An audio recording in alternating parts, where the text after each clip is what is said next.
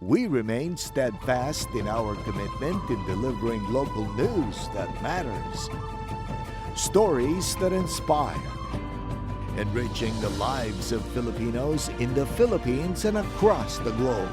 This is your GMA Regional TV. Buong puso para sa Pilipino.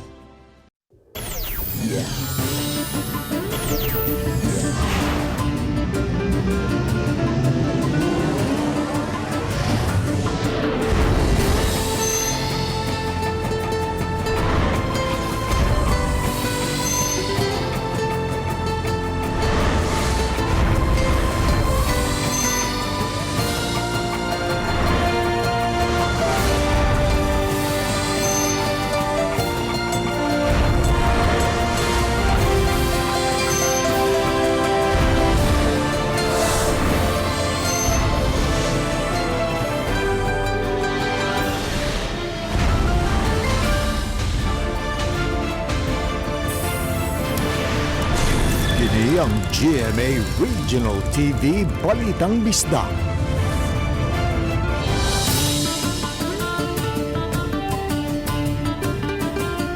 Maayong hapon, kini ang inyong GMA Regional TV Balitang Bisdak, ang bugtong kasaligan, kasandigan o kadangpan sa mga Bisaya. Ako si Alan Domingo. Nga maghatod sa labing dako og mga nagunang balita nga mahinungdanon sa Central ug Eastern Visayas.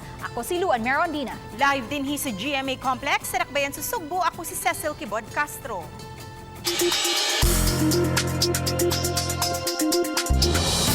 Kapin sa 200 ka individual ang napiktuhan sa grabing pagbaha sa Dakbayan sa Karkar. Aduna usay usa ka parte sa daan sa Karkar nga padung sa Barili ang nahulpa. Nakigalayo na ang kagamhanan sa Dakbayan sa Karkar ngadto sa DPWH aron nga masolusyonan ang problema sa baha ug sa mga nagubang mga dalan. Ang detalye sa live report ni Femari Dumabo. Fem? Yes, Lan, Maises, gibanabana ni Karkar City Mayor Patrick Barcenas nga moabot sa di mo minus 70 ka mga pamilya o panimay nga apektado sa pagsaka sa baha gabi sa maong Dakbayan diin 7 ka mga pamilyahan ang ilang gipa-evacuate. Kini ang kuha nga video sa hepe sa Karkar City Police Station sa National Highway sa Dakbayan dihang nasinati ang pagbaha gabi. Milapas sa tuhod ang giladmon sa baha. Mato di Colonel Arjolito Kabagnot nga nagsugod pagsaka ang tubig alas 8 gabi. Samtang inanay nga mihubas alauna na sa kadlawon. Gikataho nga may bahin sa Dakbayan nga milapas sa hawak ang giladmon sa baha. Sa video nga gipadasaw sa ka John Carl Buds sa GMA RTV Balitang Bisdak, mipakita sa apektadong mga residente sa Poblasyon 2. Matud pa nakamata na lang siya sa syagit sa ilang mga silingan alas 12 sa tungang gabi. Dihang misaka ang baha, diyang miawas ang sapa sa sentro. Upat ka mga barangay ang apektado sa pagbaha nga naglakip sa Poblasyon 1, 2, 3 ug Guadalupe. Ang naapektuhan yung grabe ang kining Poblasyon 1 o Poblasyon 2 pero nakontrol naman sa dayon kay napamanday na to ang mga tao na respondihan ba. So mo na ikuan kayo pero sa mga mountains barangay na ay mga landslide, mo na rito atong mga saking sakpan. Usa sa short-term solution nga gitun-an sa Dakbayan mao ang paglimpyo sa sapa nga nabara tungod sa mga basura. Ang akong plano karon doon na napagipanguntak ang mga kontraktor na ako ginasiyang ipadridgingan. Yes. Padridgingan, unya dayon, ang katong mga wabay bayad ba? Ang kuha, ang ilaha lang ibayad sa syudad, ang katulang makuha nila ng mga abono. Nya ikaduha, nya atong pag-meeting na mo, ako yung i-recommend nga ang kanang na ang mga spillway, instead of spillway, i-convert na yun to bridge na yun siya. Bridge. Kaya ana magodiha mo kuan sa spillway gud mo pasok ang mga kahoy, magtapok ang mga kuan mo nang ang tubig ini ka-stop up malukop lang dagan. Makigalay no sabang City Hall sa DPWH aron mapangitaan og sulbad ang dugay ng suliran sa baha. Mato sa DPWH 2nd District Engineer Leslie Anthony Molina nga usa kini sa ilang gipasubay karon sa ilang mga engineer og pangitaan og paagi nga malakip sa 2023 project. Dapat ang Karkar will have a kaning drainage nga dinha sa bypass nga ihagbong dito sa may tulay dito sa naay kuan kanang hospital. Dito unahan. This is dako kay siya nga amount, pero ato lang nga mauna atong ambisyon nga ipaabot nato didto kay way lain kahagbungan. Samtang nihulpa usab ang usa ka bahin sa daan sa Barangay Guadalupe sa Carcar City nga padung sa lungsod sa Barili. Human sa gingong sunod-sunod nga mga adlaw sa pag-uwan-uwan. Hinungdan nga gipahimangnuan sa mga opisyal sa Barangay Guadalupe ang mga motorista nga maghiray-hiray sa pagmaneho inig agi sa sitio Grahe. Mato di Konsehal Ray Anthony Lawas nga magsige na og kahulpa ang dapit kun masinati ang uwanon nga panahon. Mikawat na usab sa pikas lane ang nihulpa nga lane. Mato sa taga DPWH, ipangitaan na kini og paagi aron mapangitaan og solusyon ang pagkaguba sa karsada. Naghimo mi og intervention nga amo na lang sa to tambakan ang kadtong na hulpa nga seksyon, no? Kay ang tubig kay along that area sa kaon man gud siya.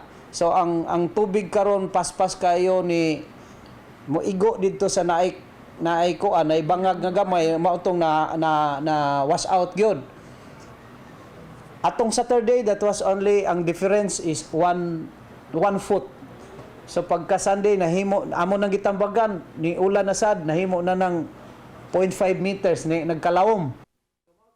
Dugang ni Engineer Molina nga adunay susama nga sitwasyon diha sa daan sa sitio Grahe, Barangay Guadalupe sa syudad sa Carcar sa ilang silingang dakbayan diha sa Uling Road sa dakbayan sa Naga nga ilaw sab gipangitaan karon og long-term solution o gipaningkamutan nga malakip kini sa gahinan sa sunod tuig nila nga proyekto. Lan, Daghang salamat, Femari. Tumabok! Ubay-ubay nga mga lungsod sa lalawigan Sugbo ang nakasinati o pagbaha sa nakalabayang mga adlaw. Naglakip kini sa lungsod sa Konsolasyon, Mandawi City, Carmen o Compostela sa amihanang bahin. Samtang sa habagatang bahin, mao ang Talisay City, Minglanilla, Ciudad sa Naga, San Fernando, Carcar City, Barili, Dumanhog, Toledo o Bulhuon. Matod sa tigpamaba sa PDRRMO nga si Wilson Ramos, nga dunay mga ginagmayng danyos nga namugna sa infrastruktura, wa hinoy natala nga nakalas mugna sa pagbaha. Samtang adunay mga mulupyo nga gipahikling ato sa pag-awas sa tubig dito gikan sa Mantayupan Falls sa lungsod sa Barili nga maabot sa kapinusab sa kagatos ka pamilya. Natagan na usab sila og ayuda sa kagabahanang lokal sa Barili.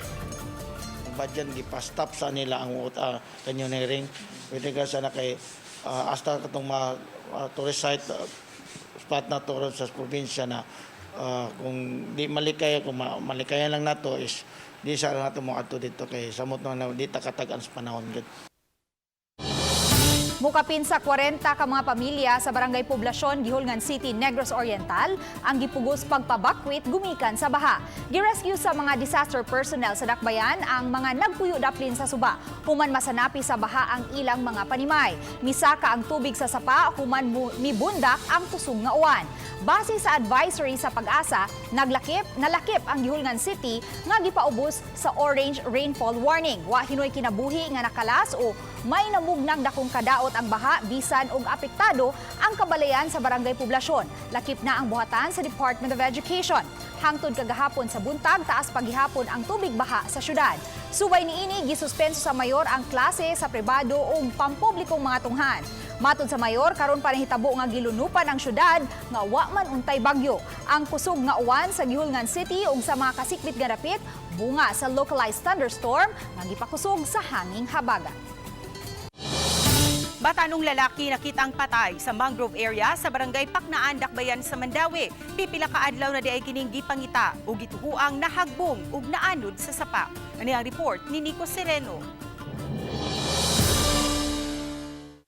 Sa pagatpatan sa Zone Ahos, Barangay Paknaan, napalgan kaganiha ang patayng lawas sa usa ka lalaki. Giila kini sa iyang pamilya nga si Ronel Humauas, 23 anyos. Nasayran nga ang biktima na missing sukad ni atong Sabado didto sa Barangay Kasuntingan. Gituuhan nga gikan kini nag-inom uban ang iyang mga higala ug pauli na unta agi sa sapa. Nay usa ka taga lumulupyo dito nga nakadungog anay na tawo nga nahulog sa moong sapa, pero wala lang po nila panumbalinga, no? Kato na mga higayona, kato mga gabi naman sad. Unya ang pamilya nagtuol lang pod na ang kining biktima dito ra pod nagpabuntag o dito ra pod sa iya mga higala. Matod ni Oriol, kagahapon pa formal nga na-report sa ilang buhatan ang pagka-missing sa biktima. Ang nahimutangan sa patayng lawas, dihang napalgan kini, gibanabanang mga 5 ka kilometros ang gilayon gikan sa gigikanan niini. Matod sa PNP, muhimo gihapon sila og subsub nga investigasyon ug tan-awon sab kung may foul play ba ang insidente. Apart sa investigation sa kapulisan, ato gyapon i-submit or nagyapon tayo paghimuon na autopsy sa maong kadaver sa biktima para pag-determine kung kuan ba to, ang cause sa death sa mga biktima or if there was foul play. Uban ni Godfrey Relien, Nico Sereno, Balitang Bisdak.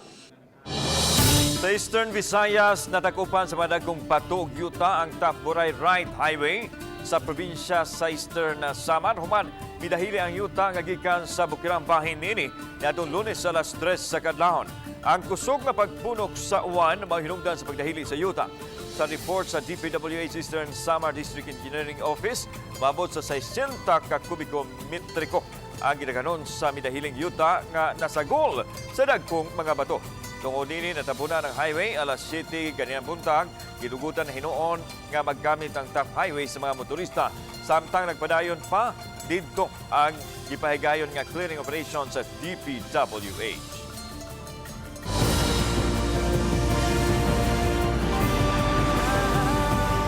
Kini ang GMA Regional TV Balitang Bisdak.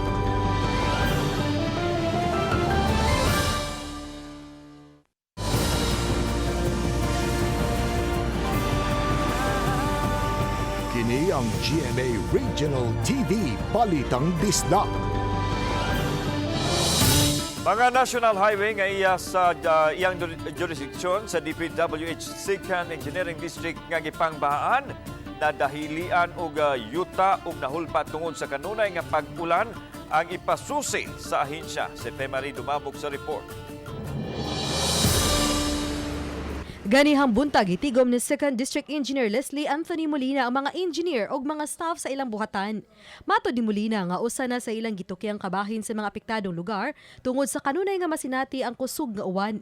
Usa na sa nakasinati sa pagdahili sa yuta diha sa Bukirang Barangay sa Dakbayan sa Talisay ug ang pagbaha sa Barangay Bulaca ug Laray nga duol sa Cebu South Coastal Road.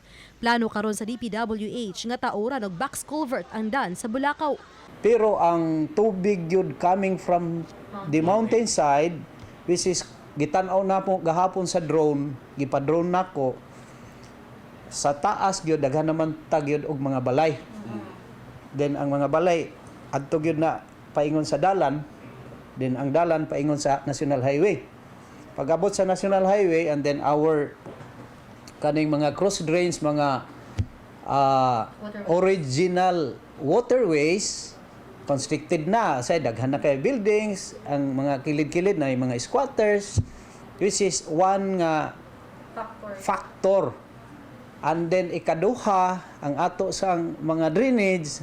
Gipasubay usab nila ang mga lugar sa uban nilang area sama na lang diha sa Dakbayan sa Karkar. Ug ang paghulpa usab sa yuta sa usa ka dan diha sa syudad sa Karkar. Usa kini sa gihimo nga model project alang usab sa silingang lugar nga may susama nga mga sitwasyon. Na ako nunay hapon sa una nga mao na toy ilagi butangan gipangbutangan nila gabyon sa ilalom na mga naa sila intervention. At was 1995 pa man siguro. So karon ang akong kuan god naguba na sad.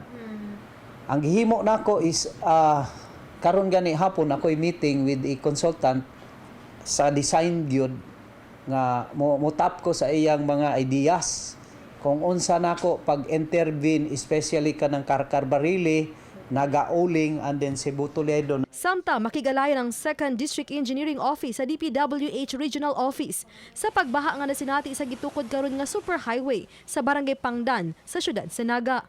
Matod ni Molina nga daghang detalye niini nga diha lang makuha sa regional nga buhatan kay sila mismo ang nagpatuman sa maong proyekto.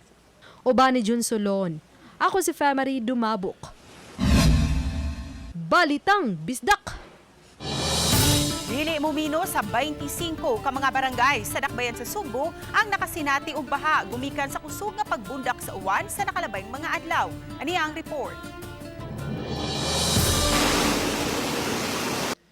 Kini ang sitwasyon sa Santa Teresita Village, Barangay Tisa, Cebu City nga nakasinati og pagbaha diin makita ang kusog nga pagbulog sa tubig nga midagayday sa karsada padung nas komunidad. Ang mga sakyanan nga nangagi na pugos sa pagsungasong sa baha aron lang makaabot ngadto silang padulngan. Nasayran nga pipila na kaadlaw na kasinati ang dakbayan sa Sugbo ug kusog nga pagbundak sa ulan nga misangpot sa pagbaha. Adunay mga sapa nga niawas nga nakaanod gani og usa ka balay nga nimutang duol sa Kinalumsan River sa barangay Mambaling. Adunay usa ka tawo ang naanod apan naluwas ra usab. Wala tay casualty. Earlier on, there was a report of casualty diya sa Kinalumsan River, pero nakitaan di ay, no, na-revive ra siya. Suma ni Attorney Jerry Carillo, ang chairman sa Cebu City Disaster Management Council, nga dili mo minus sa 25 ka mga balay sa dakbayan sa Sugbo ang nabahaan sa nakalabayng mga adlaw. Apil na gani ang mga dapit sa kabukiran nga nakadanyo usab og pipila ka mga infrastruktura. Ang damages lang, no, katong mga diri sa Budlaan, ang bridge na igo, no, kunya ni ka. So I think that would have to be rehabilitated niya mga river walls na natumpag. Gibot siya usab ni Carillo nga ang kadaghan sa basura nga nibara sa mga agyanan sa tubig ang nakapasamot sa problema nga giaksyonan na usab karon sa kagamhanan sa dakbayan. Giawhag nini ang mga tao nga nagpuyo sa mga peligrong dapit nga muhikling. Katong mga namuyo, dapat sa pahikling lang muna. Kung mangitag kapuyan o temporaryo. No? Kay ang siyudad Sugbo, determined kini pag-clear sa mga sapaan. Kauban si Cleofer Lumayag, ako si Alan Domingo. Balitang Bisdak. Walay kuryente, nag-uwan pa. Mao kini ang nasinati sa mga residente sa Bohol kagabi hangtod kaganihang kadlawon. Nawada og kuryente ang dakbayan sa Tagbilaran ug ubang mga lungsod sa probinsya nga giubanan og kusog nga pag-uwan. Matud sa NGCP, dunay problema ang Tagbilaran Garcia 69 kV line ug padayon pa nilang gisuta kung unsay hinungdan sa pagkapaong sa supply sa kuryente. Sa kakusog sa uwan, daling gibahaan ang mga karsada ug mga mabawong lugar sa dakbayan.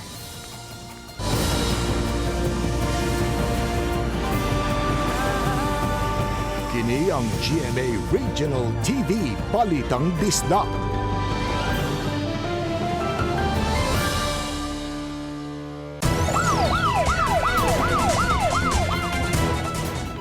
Patay ang usa ka motorcycle rider, human po sila sa laing motorista nga gikabingkil ini tungod sa traffic altercation.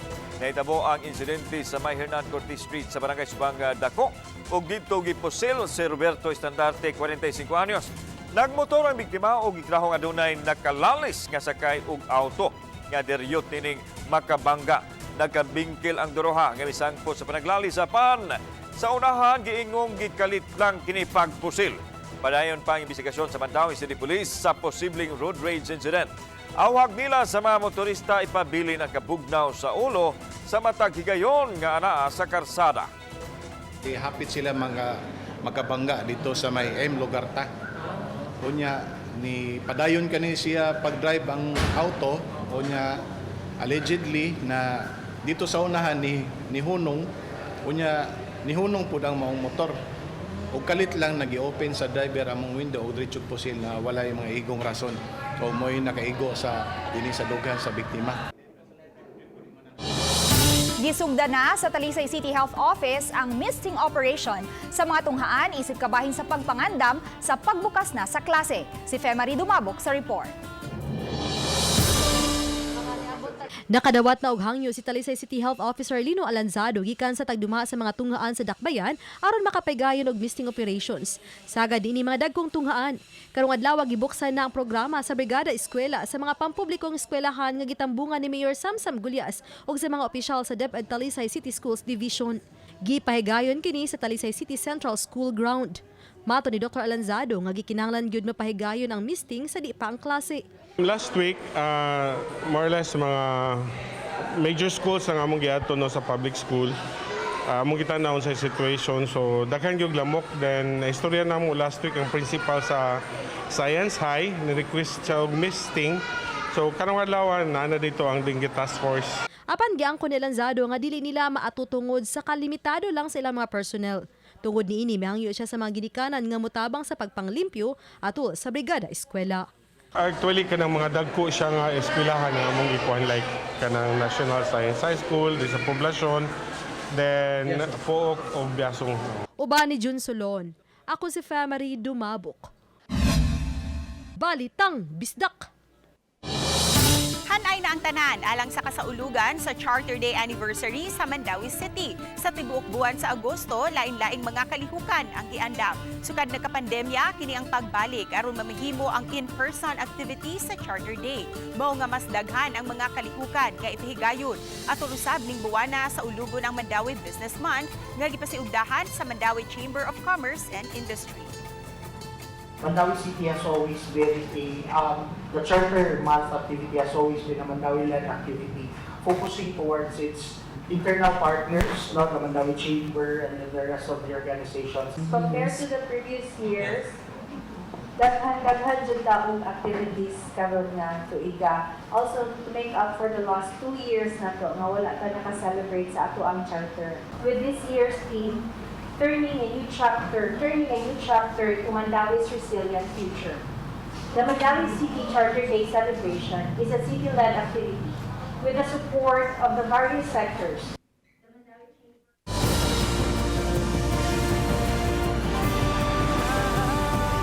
Kini ang GMA Regional TV Balitang Bisdak.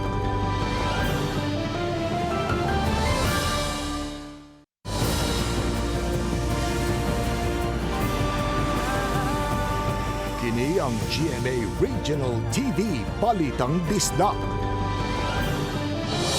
Napahiluna sa iyang katapusang pahulayan si kanhi Presidente Fidel V. Ramos sa libingan ng mga bayani ganina buntag. Si Ramos mao ika-12 presidente sa nasod kinsa gihatagan og state funeral uban ang full military honors. Isaulog usab ang ecumenical service sa wala pa ipahigan ang state funeral ceremonies. Ang entourage ni Bia sa Heritage Park alas 10:15 ganinang buntag ug niabot sa gate sa libingan ng mga bayanay alas 10:31 ganinang buntag. Ang urn nga maoy gibutangan sa mga abo sa kanhi Pangulo sa nasod niabot sa presidential section gravesite pasado alas 11 ganinang buntag gibitbit sa usa sa mga sakop sa Ramos family. Samtang ang military chaplain nga maoy misaulog sa final benediction mitambong usab si Presidente Ferdinand Bongbong Marcos Jr. nga mitapad ni kanhi First Lady Amelita Ramos. Ang bagong AFP Chief of Staff Lieutenant General Bartolome Vicente Bacaro maoy mitunol sa gipilo nga Philippine flag sa presidente nga maoy mitunol usab nini sa kanhi First Lady.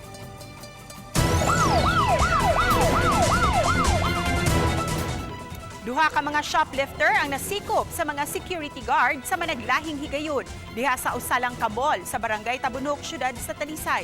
Unang nasikop si Joel Flores, 36 anyos, kinsa gipasangin lang nangawak og dulan sa 1,000 ka pesos nga balor sa whitening lotion ug haplas. Samtang nasikop usab ang usa ka barbero nga nag-shoplift unta og mga shorts. Gibana-bana nga mukabat kini sa dulan sa 5,000 pesos. Gila ang dinakpan nga si Jerome Abanay, 47 anyos. Matud sa Talisay City Police nga nasikop na si Abanay sa Lapu-Lapu City.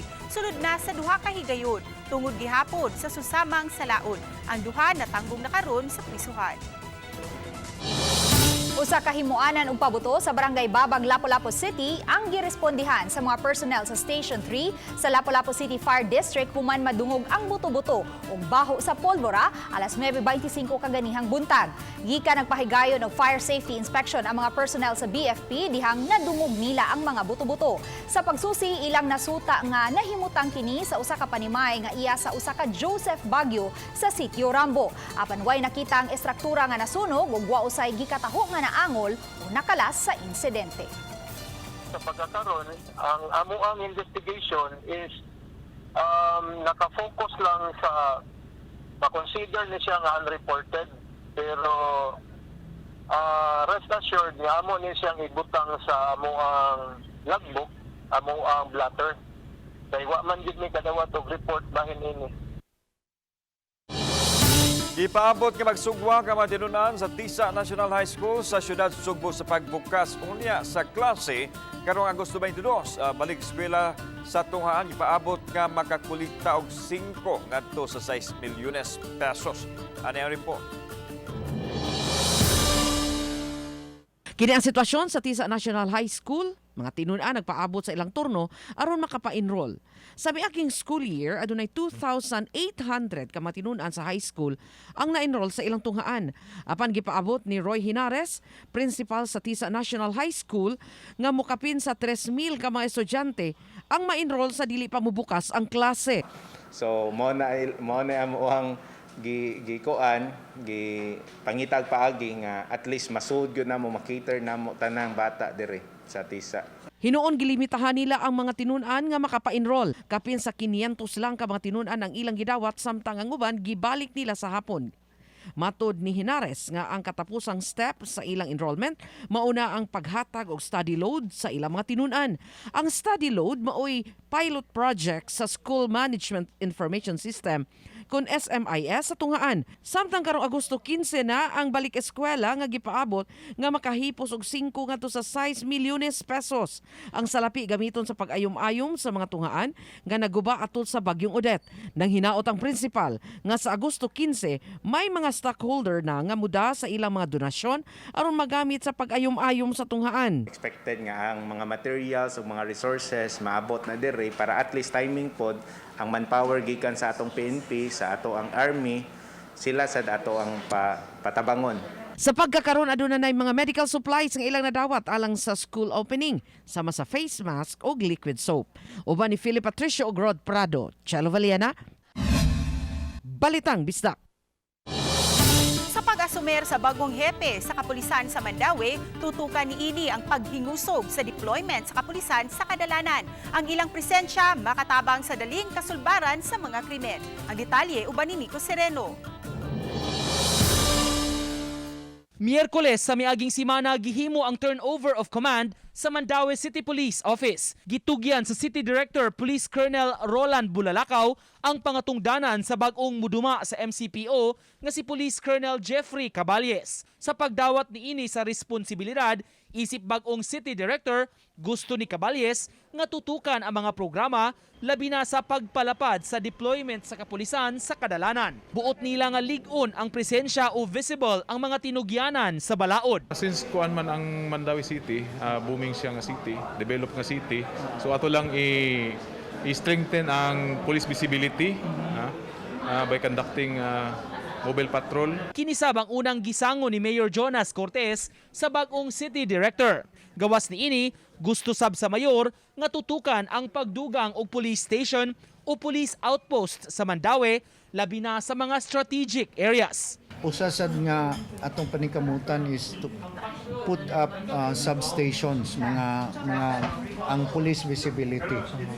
Apil na sa na-discuss namo ang pag-set up og mga kanang what we call this katong mga vans na sa flyover na, but we still have to coordinate with DPWH. Pabiling misaad ang syudad sa all-out support sa PNP ug sa mga programa ni ini. Full support sa atong kalihukan sa PNP, no? Dinhi sa siyudad sa Mandaue. Ug ingon man sud sa akong committee ba, isip committee on police, akong paninguhaon. Uban ni Godfrey Relien, Nico Sereno, Balitang Bisdak. Subay sa pagsaulog sa World Breastfeeding Week sa nakalabang simana, atong ibida ang istorya luyo sa nag-viral nga hulagway sa pagpasuso ni ining inahang pulis sa bagong nahimugso nga puya. Sayran ta ang istoryang tatak spread kindness, pinaagi sa report ni Mark Reggie Abella. Mipatigbabaw ang pagkainahan nining usa ka pulis human iyang nakita nga daw gigutom og giuhaw ang 28-year-old baby sa inahang nagpakitabang kanila. Ang matinabangon nga inahang pulis sa Hulagway mao si Police Staff Sergeant Marcelina Theofis sa Hitape Municipal Police Station kinsa aduna usay tulo ka mga chikiting. Asoy niya nga mas naluoy siya sa inahan ug masuso niini human ang bata man gud nagsige og hilak iya lang sigbiya-biya. Mo to nga naka-decide ko nga ako ang gipadidi ang bata. Dugang niya nga ang inahan sa bata gihambin og postpartum depression samtang nangita silang Pinoy-anan ngadto sa Bohol.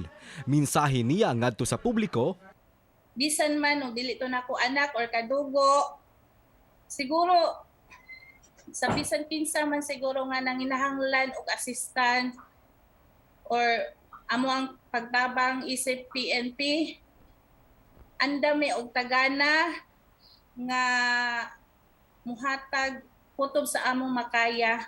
Ang gipakita nga dalaygong buhat ni Police Staff Sergeant Theophis nagpamatuod lang nga wala gayo gipili nga oras ug lugar ang pagkainahan ni ilabi na kung kaayuhan sa anak ang hisgutan.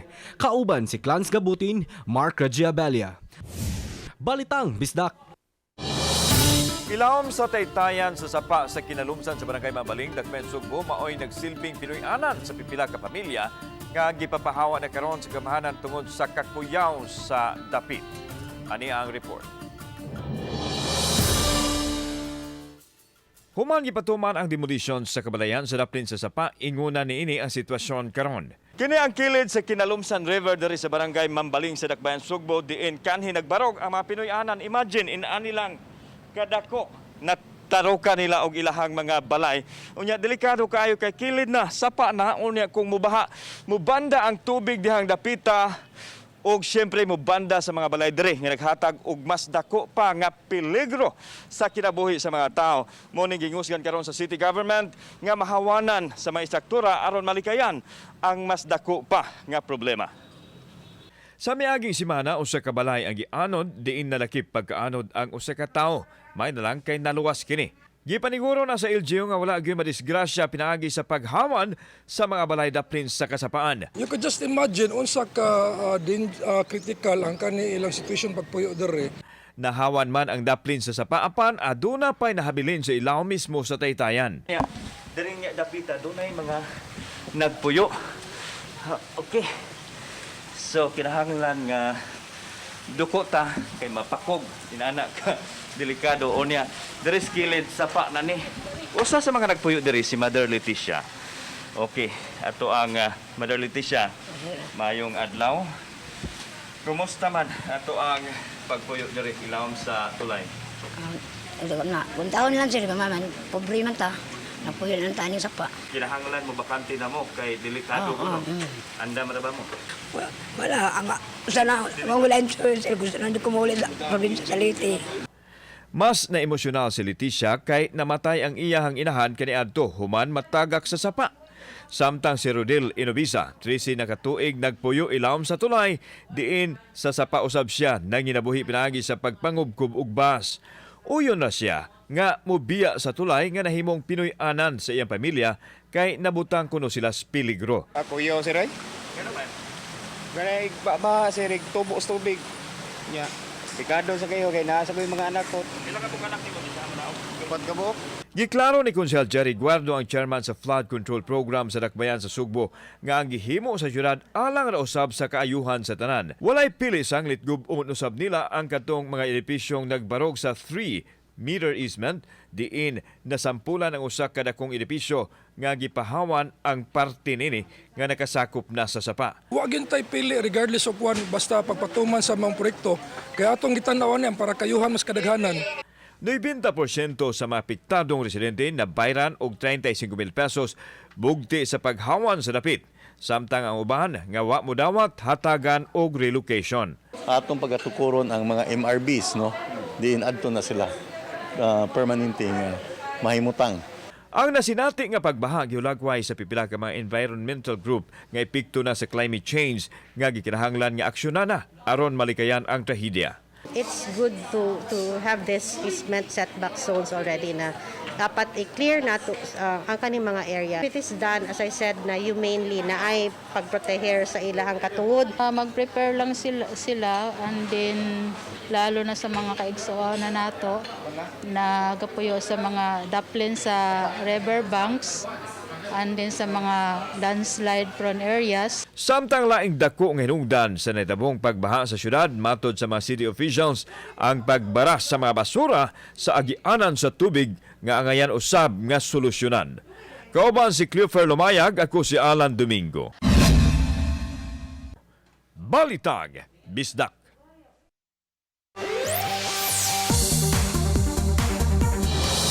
Sa giatangan Ganahan nga mga serye sa GMA Telebabad. Karong gabi sa istorya ni Lolong, magpahibaw si Karina kang Lolong nga mubalik na siya sa Isla Pangil. Samtang nag-abot sila si Lucas ug Donna ug magkalali silang duha. Unya adunay bagong karakter nga mailhan tungkay duna sab kini ikasarang nga magpaayo sa samad. Samtang sa Love You Stranger, mag heart-to-heart talk sila si Norma ug Tristan ug iyang pahinumduman ang ulitaw nga dili siya pareho sa iyang amahan nga nautan. Apan si Tristan misulob sa kapa aron magpakaaron inglon nga siya ang gilo. Samtang gisuwayan ni LJ pagbukas ang sekretong pultahan apan niabot si Alfie. Karong gabi masayra na kung kinsa ang makatabang kang LJ sa pagbukas sa secret door ug makasulod sila sa basement.